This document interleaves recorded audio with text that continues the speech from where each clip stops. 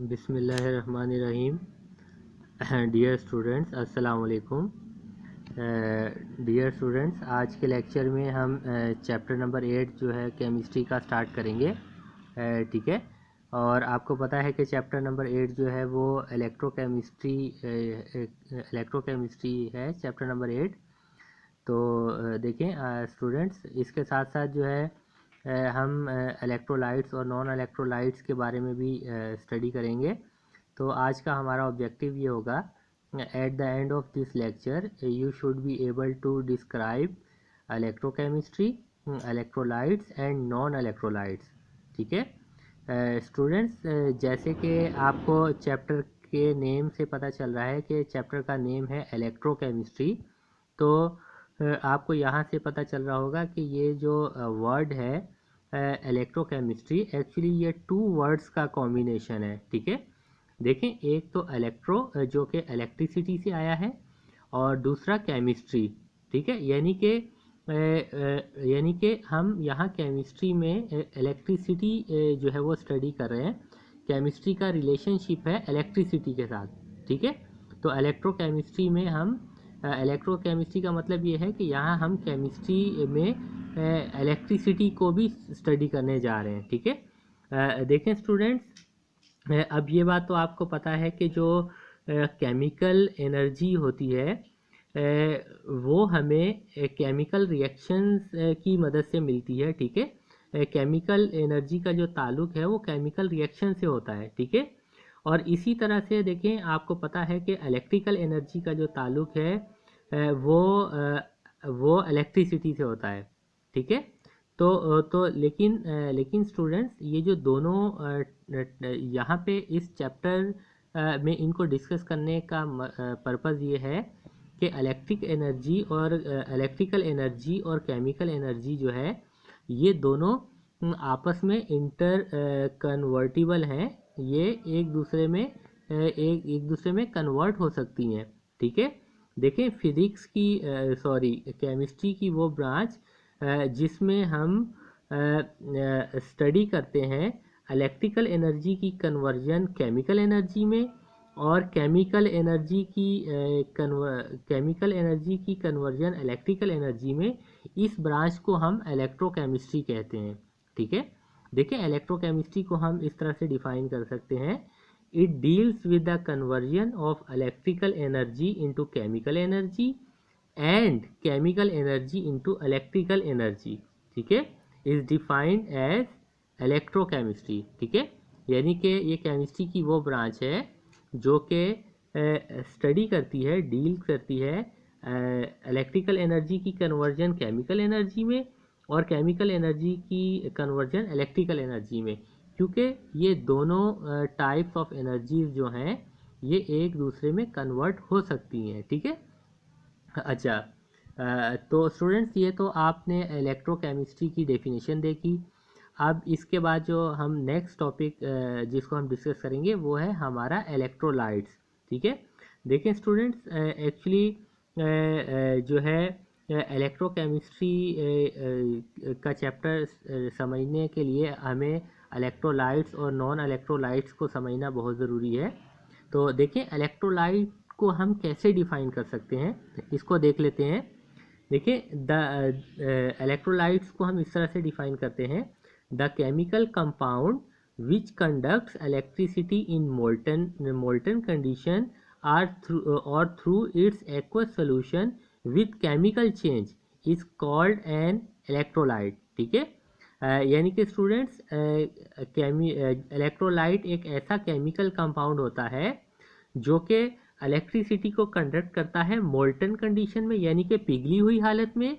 ठीक है, पिघली हुई हालत को हम फ्यूज स्टेट भी कहते हैं, और इसके अलावा वो एक्वस सोल्यूशन की फॉर्म में। देखें स्टूडेंट्स, आपको पता है कि किसी भी सब्सटेंस का जब हम पानी के अंदर सोल्यूशन बनाते हैं तो वो एक्वस सोल्यूशन कहलाता है। ठीक है, तो या तो वो मोल्टन कंडीशन में और या वो एक्वस सोल्यूशन की फॉर्म में इलेक्ट्रिसिटी अगर कोई केमिकल कंपाउंड कंडक्ट करे और साथ साथ उसके केमिकल चेंज भी वाक़या हो, ठीक है, तो वो इलेक्ट्रोलाइट कहलाता है। अच्छा देखिए स्टूडेंट्स, अब यहाँ पे केमिकल चेंज किस तरह का अकर हो सकता है, जब कोई इलेक्ट्रोलाइट इलेक्ट्रिसिटी कंडक्ट करेगा, तो देखिए केमिकल चेंज ये होता है कि इलेक्ट्रोलाइट से जब इलेक्ट्रिसिटी पास होती है तो इलेक्ट्रोलाइट एक्चुअली डिकम्पोज हो जाता है, ठीक है, अपने आइंस में डिकम्पोज हो जाता है और आइंस की मूवमेंट स्टार्ट हो जाती है। हमारे पास जो जब हम इलेक्ट्रोलाइसिस का प्रोसेस करते हैं तो उसमें हमारे पास पॉजिटिव टर्मिनल भी होता है, नेगेटिव टर्मिनल भी होता है। तो इलेक्ट्रोलाइट की एक्चुअली पॉजिटिव इलेक्ट्रोलाइट्स के जो आयंस होते हैं वो डिकम्पोज होने के बाद वो पॉजिटिव और नेगेटिव टर्मिनल्स की तरफ उनकी मूवमेंट स्टार्ट हो जाती है, ठीक है। तो इसको हम उसकी डिकम्पोजिशन भी कहते हैं। इस तरह से इलेक्ट्रोलाइट्स जो है वो डिकम्पोज होता है, तो इस तरह से उसमें केमिकल चेंज आता है, ठीक है।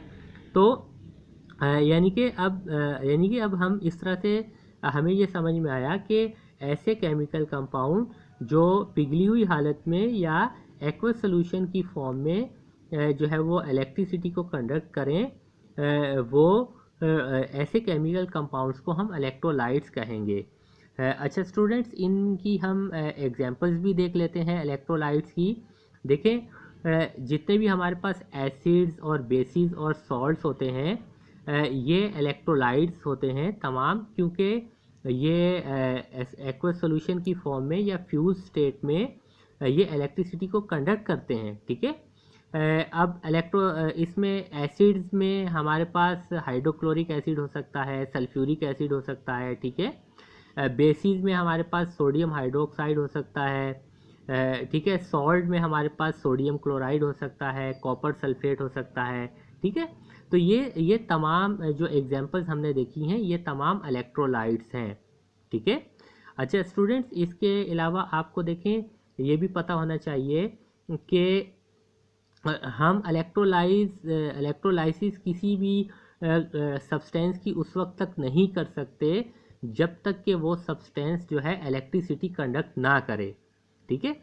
तो यानी कि इलेक्ट्रिसिटी कंडक्ट करना उस सब्सटेंस का ज़रूरी है इलेक्ट्रोलाइसिस के लिए।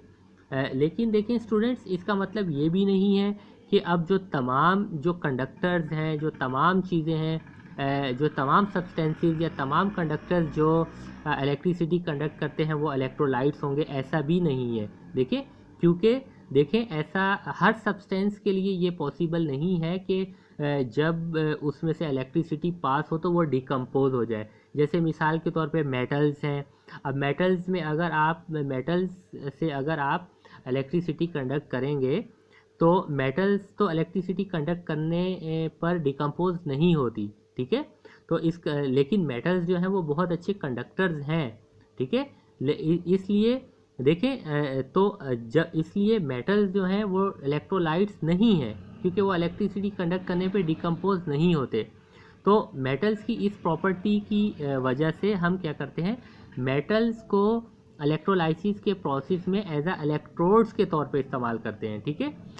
अब स्टूडेंट्स, ये इलेक्ट्रोड्स क्या हैं? एक्चुअली इलेक्ट्रोड्स जो हैं ये इलेक्ट्रोलाइसिस में पॉजिटिव और नेगेटिव टर्मिनल्स होते हैं, जहाँ से इलेक्ट्रिक करंट जो है किसी भी इलेक्ट्रोलाइट में इंटर होता है और इलेक्ट्रोलाइट से लीव करता है, ठीक है। तो ये इलेक्ट्रोड्स के बगैर जो है इलेक्ट्रोलाइसिस करना हमारे पास पॉसिबल नहीं होता, ठीक है। तो इलेक्ट्रोड्स जो है, फिर हम मेटल्स को एज अ इलेक्ट्रोड यूज़ करते हैं, और इलेक्ट्रोड से क्या होता है, इलेक्ट्रिसिटी इंटर होती है इलेक्ट्रोलाइट में और वहाँ से दूसरे इलेक्ट्रोड से लीव कर जाती है, ठीक है स्टूडेंट्स। अच्छा स्टूडेंट्स, देखें आपको ये भी इसके साथ साथ पता होना चाहिए कि